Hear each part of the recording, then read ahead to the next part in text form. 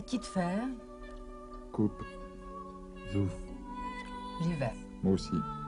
Carte. 2 cartes. 3 cartes. Servi, plus 10. Je passe. 10 pour voir. Bon alors.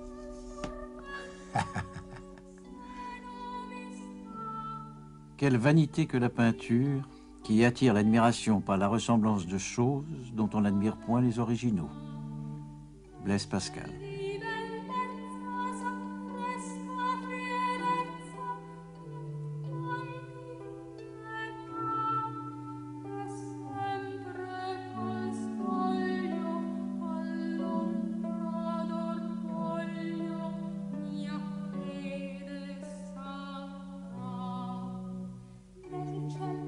Le tricheur à l'as de carreau est une toile d'1,6 m de haut sur 1,46 m de large.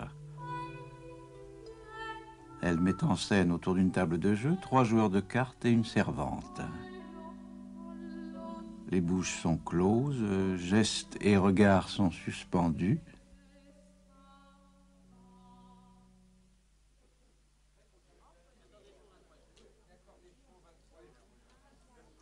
On joue très gros. Le joueur de droite possède 4 cartes, dont une de pique. La joueuse tient aussi 4 cartes en main. Le personnage de gauche n'en a que 3. Il est le seul dont le visage ne soit pas en pleine lumière. Il est tourné vers le spectateur. En sortant un as de carreau de sa ceinture, il fait glisser un as de pique. C'est le tricheur qui donne son titre au tableau. Ses cheveux sont longs et bourriffés. Il est vêtu d'un juste-au-corps de peau souple et claire, orné aux épaules d'aiguillettes noires dénouées. Il porte une ceinture de cuir noir assez large pour contenir des cartes. Les manches fendues laissent voir une chemise de satin. Le col est orné de petites broderies rouges à abeilles. Le tricheur a un peu de barbe au menton. Près de lui, une servante vue de profil vient de verser un verre de vin qu'elle tend à la joueuse.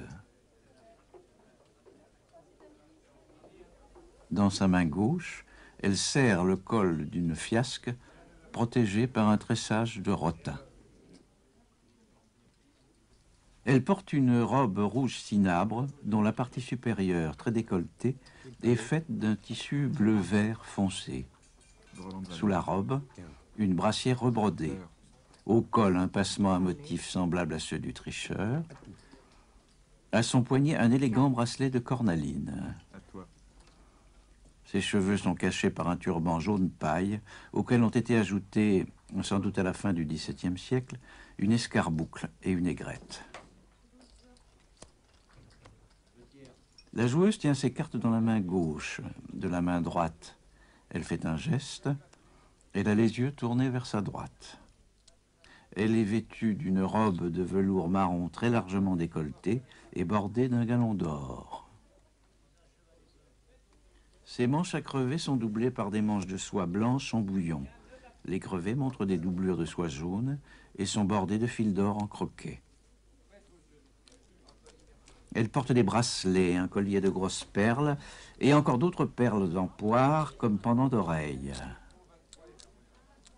Une toque rouge, elle aussi bordée de perles et garnie d'une broche faite d'une pierre noire cerclée d'or, un panache de plumes d'autruche frisé à la main et teinté en carmin. Ses cheveux séparés au milieu sont coiffés en bandeaux collés. Elle a la peau très blanche. À toi. Le 4e personnage est un très jeune homme au riche costume. Il examine ses cartes qu'il tient à 2 mains. Il porte des chausses bouffantes rouge vermillon et au-dessus, un soyon de brocart au large rabat serré par un ruban de satin corail. Ses manches de satin blanc sont fermées au poignet par de petits volants à ganses noires et or. Aux emmanchures, une série d'aiguillettes nouées.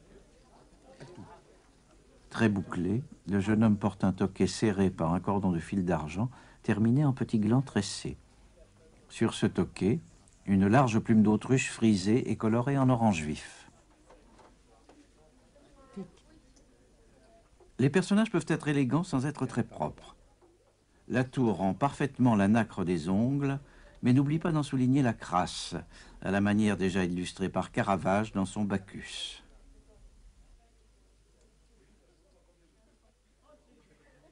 Sur la table du tricheur, des pièces d'or. La plupart sont des doubles ou des quadruples pistoles d'Espagne, monnaie alors la plus courante en Europe.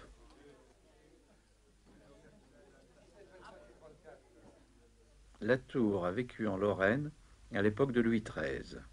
Fils de boulanger, il accède par son mariage à la petite noblesse et s'installe à Lunéville. La guerre et l'incendie de Lunéville ont détruit beaucoup de tableaux. La trentaine de toiles aujourd'hui connues ne représente qu'une fraction de son œuvre. Latour a traité plusieurs fois les mêmes thèmes. Il existe au musée Kimball de Fort Worth, au Texas, une autre version de Tricheur, le tricheur à l'as de trèfle. Très proche dans le traitement d'ensemble, elle présente un certain nombre de variantes dans les détails.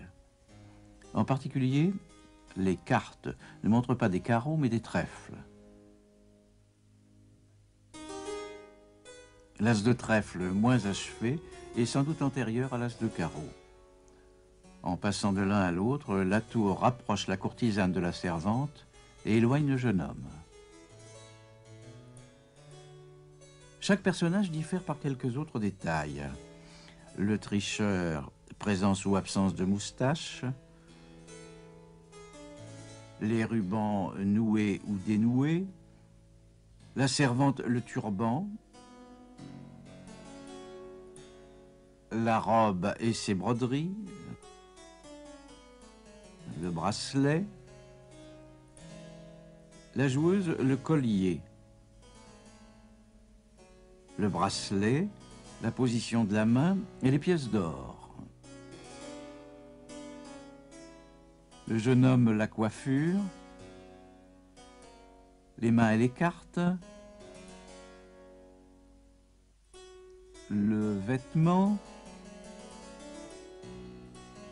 les pièces.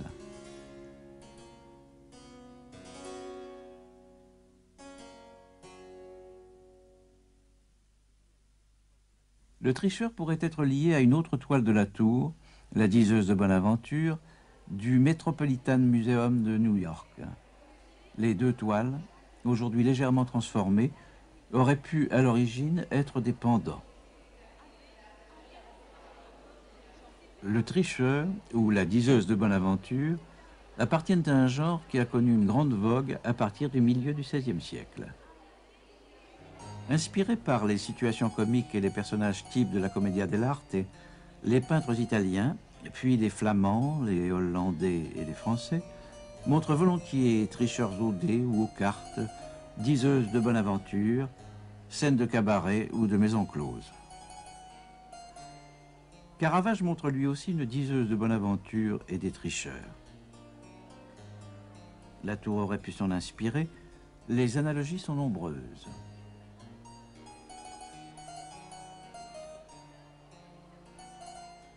Nées en Orient et introduites en Europe, les cartes prennent dès le XVIe siècle leur forme moderne. Jeu de tarot de 78 pièces à cartes numérales, à figure et à triomphe, ou bien jeu de cartes simplifiées de 52 pièces. Les cartes ne servent pas seulement au jeu, elles entrent aussi dans des pratiques divinatoires très populaires. À l'époque de Latour, plusieurs édits sévères sont lancés contre les pipeurs de dés ou les tricheurs aux cartes. Les joueurs sont menacés d'excommunication. De nombreux tricheurs sont envoyés aux galères. 3 joueurs, 4 cartes en main, de l'or. Nous sommes au milieu d'une partie de prime. La prime, un ancêtre du poker, était un jeu très populaire. Il s'agissait, avec 4 cartes, de former la combinaison la plus forte. Un carré, 4 cartes semblables. Un flux, 4 cartes consécutives. Un 55, As, 6 et 7 de même couleur. Ou bien une prime, 4 cartes de couleurs différentes. À chaque levée on mise, comme dans le poker moderne, Le joueur peut passer ou surenchérir. 8 pièces d'or devant la joueuse, 2 ou 3 pièces seulement cachées sous le coude du tricheur. Devant le jeune homme, 1 pièce d'argent et une douzaine de pièces d'or. C'est une somme considérable. La joueuse vient de distribuer 4 cartes à chacun, et selon les règles, elle fait signe au premier joueur, situé à sa droite, c'est-à-dire le tricheur, de faire l'annonce de sa mise. Le tricheur, qui vient sans doute de subtiliser une de ses plus faibles cartes, choisit ce moment pour sortir un as de carreau d'une réserve d'as qu'il possède dans sa ceinture. Le tricheur a déjà 2 cartes de carreau en main. Il est évident que la première n'est ni un 5, ni un 9. Il s'agit d'un 7. En bonne logique, le 6 a été rangé derrière lui. Avec l'as de carreau qu'il ajoute, le tricheur forme une des combinaisons les plus fortes du jeu de prime, le 55. Il s'assure donc une position dominante. Et tandis que le jeune homme baisse les yeux vers ses cartes, le trio communique par une série de regards en coin. 100 francs au 20. La joueuse est très pâle. Elle a un grand décolleté. Elle est couverte de perles. La perle, symbole de pureté au Moyen-Âge, redevient à la Renaissance le symbole de l'amour sensuel qu'elle était dans l'Antiquité. Lorsqu'elles sont grosses et nombreuses, les perles sont liées à l'amour vénal. Caravage représente Marie-Madeleine, une ancienne prostituée, au moment de son repentir. Elle vient d'ôter tous ses bijoux et de rompre son collier de perles. Une des Madeleines de la Tour a elle aussi abandonné son collier de perles. La joueuse de cartes du tricheur, marquée par les perles et par la pâleur de celles qui vivent enfermées, est donc une courtisane. Le jeune homme possède un toquet à plumes. La plume est fréquente dans les scènes galantes. Le chapeau à plumes est un signe traditionnel de la vie licencieuse. Il est au premier plan dans la gravure de Rembrandt, le lit à la française. Les plumes évoquent aussi quelques locutions en rapport avec la situation. Avoir les plumes de quelqu'un, laisser des plumes ou se faire plumer sont des expressions nées justement vers la fin du XVIe siècle ou au début du XVIIe siècle dans les milieux des joueurs. Les aiguillettes, cordons au ruban ferré aux 2 bouts, servaient à fermer les vêtements, et en particulier les pièces les moins nobles. Le mot entraîne en diverses expressions triviales. Courir l'aiguillette, c'est avoir des aventures galantes. Serrer les vieilles aiguillettes, c'est être avare. Nouer les aiguillettes, c'est jeter un maléfice sexuel qui rend impuissant. Le tricheur a les aiguillettes dénouées, marque de débraillé, de liberté sensuelle. Le jeune homme, au contraire, a toutes ses aiguillettes soigneusement nouées. Il débute dans le monde, il est une proie toute désignée. Il tient un 6 de pique. Selon la cartomancie classique, la carte de pique annonce l'hostilité, le malheur, et le 6 de pique, la lutte contre le destin. Au contraire, les carreaux annoncent l'argent et le commerce, y compris le commerce sexuel. L'as de carreau apparaît souvent dans les tableaux de cette époque, par exemple chez Jean Steen ou Cornelis Béga, comme symbole de la prostitution. L'as de carreau annonce une opération fructueuse et le 7 de carreau l'assurance de son succès. C'est le jeu du tricheur.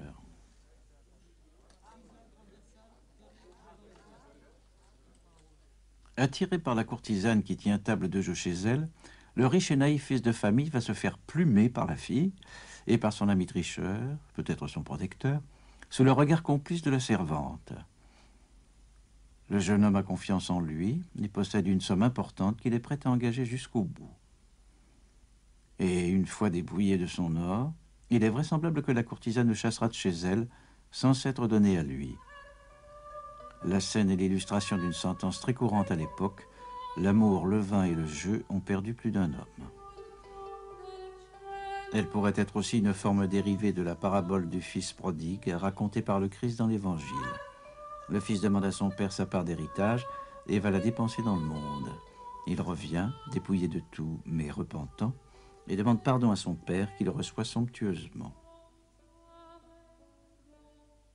Le jeune homme suffisant et un peu niais, qui écoute la diseuse de Bonaventure pendant que les jeunes bohémiennes le délestent de ce qu'il possède, ou le balourd qu'a séduit la courtisane et qui s'apprête à jeter tout son or dans la bataille de cartes, sont sans doute deux versions picturales du fils prodigue.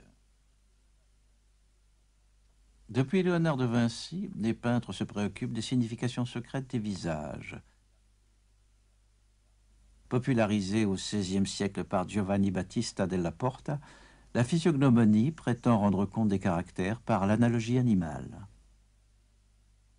Le visage du tricheur est dans l'ombre, lèvres serrées, front tendu, narines larges, menton curieusement carré, c'est un fauve.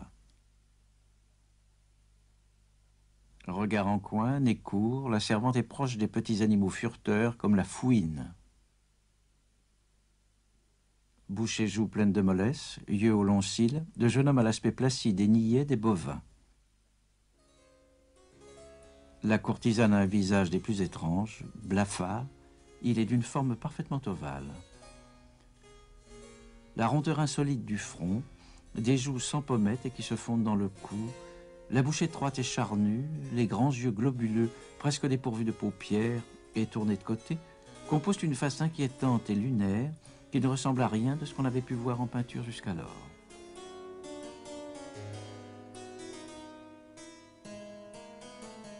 La bohémienne de la diseuse de Bonaventure possède elle aussi un visage ovale. Selon les principes de l'époque, les visages ou les yeux sont les reflets des vices et des vertus. Peindre un visage, c'est déchiffrer l'âme humaine. La courtisane, avec ses parures, ses perles et son or exposé en pleine lumière, s'oppose aux madeleines dépouillées et repentantes, comme le monde diurne et coloré des apparences s'oppose à la nuit de la méditation.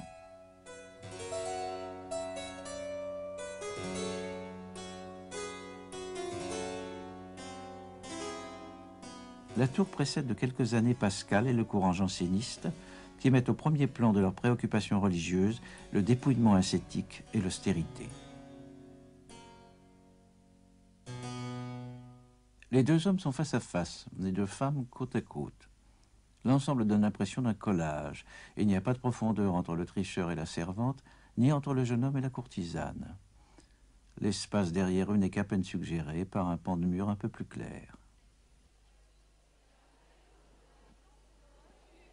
Le cadrage des personnages à mi-corps dans une scène étroite déployée sur un format moyen est une innovation de la fin du XVe siècle, remise en vigueur à la fin du XVIe par Caravage dans des tableaux comme La diseuse de Bonaventure ou Les tricheurs. Le cadre se resserre, le décor disparaît. Les personnages peints grandeur nature sont vus en gros plan et se rapprochent donc du spectateur. Le tableau devient une sorte de théâtre des passions. L'éclairage scénique latéral, particulièrement brutal chez Caravage, se retrouve chez Latour. La lumière vient de la gauche. Elle est à peu près parallèle à la diagonale du tableau. C'est l'éclairage d'atelier qui deviendra classique, mais qui, à cette époque, est encore une innovation. La source peut être aussi bien une fenêtre qu'un grand porte-chandelle. L'examen des reflets ne permet pas de trancher.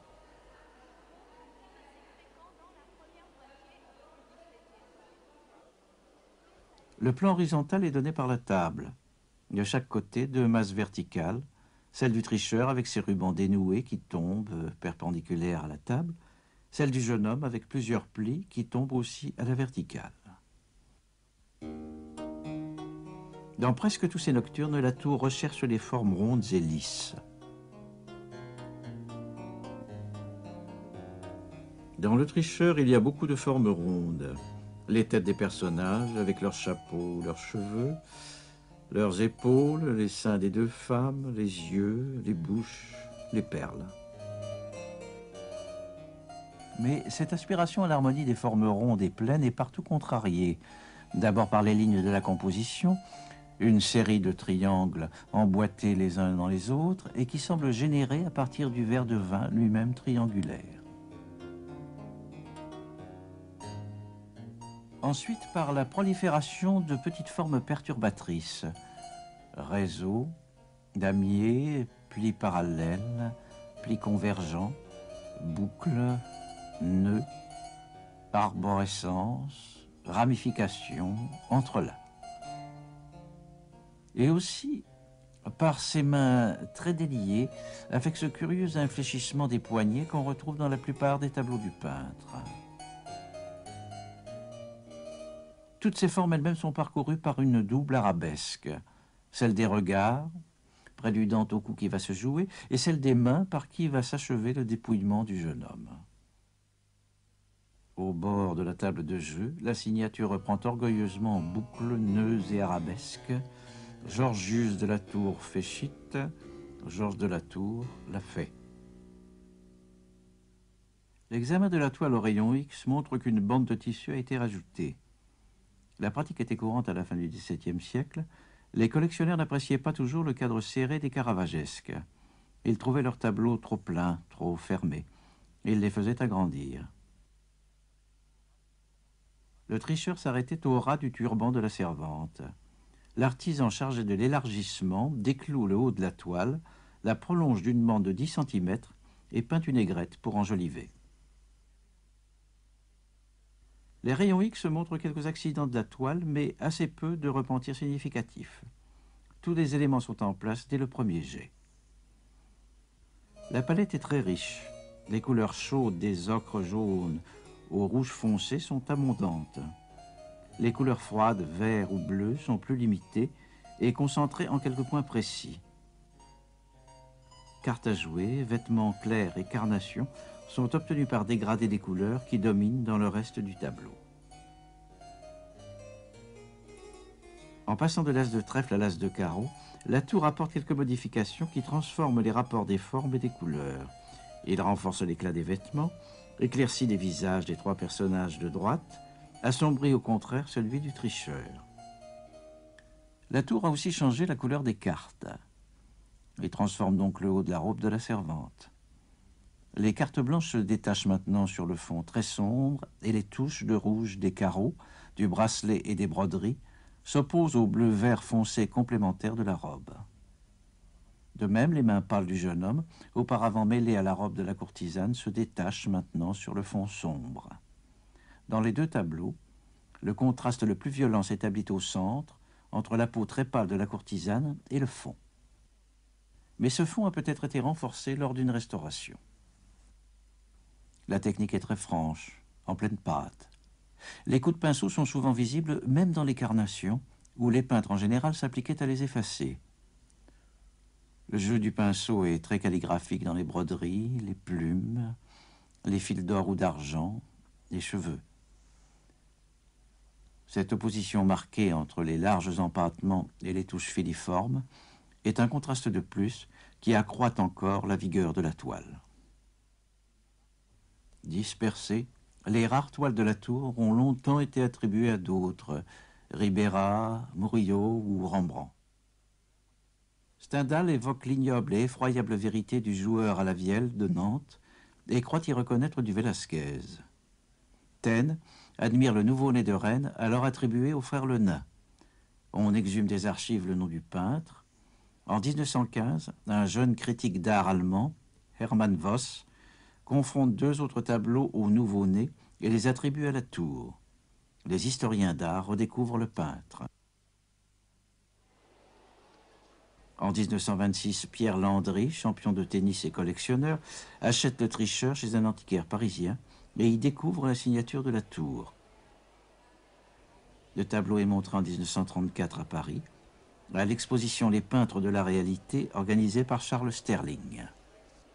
En 1972 a lieu la première grande rétrospective de la tour à l'Orangerie des Tuileries.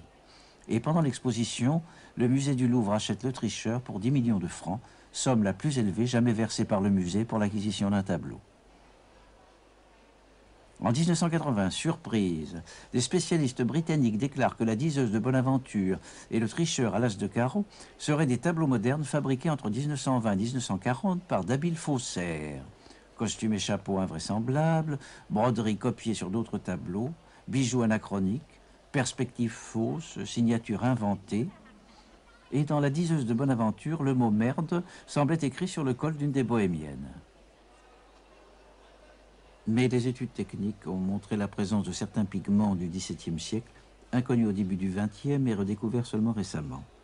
D'autres analyses ont prouvé l'ancienneté des toiles. Quant aux lettres du col, ce n'était qu'un repeint moderne, dû peut-être à un restaurateur facétieux.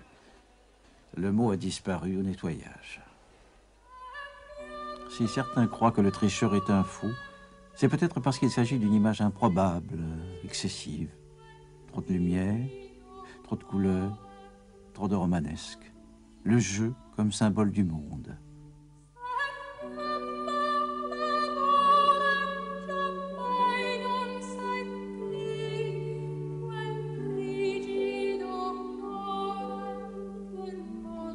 Les hommes et les femmes, les maîtres et les serviteurs, les gagnants et les perdants, les fauves et les moutons. L'obliquité des regards vaut pour celle du monde. Le sacrifice de l'enfant prodigue vaut pour toutes les autres mises à mort d'une société cruelle et cynique. Il n'y a que l'or qui survit.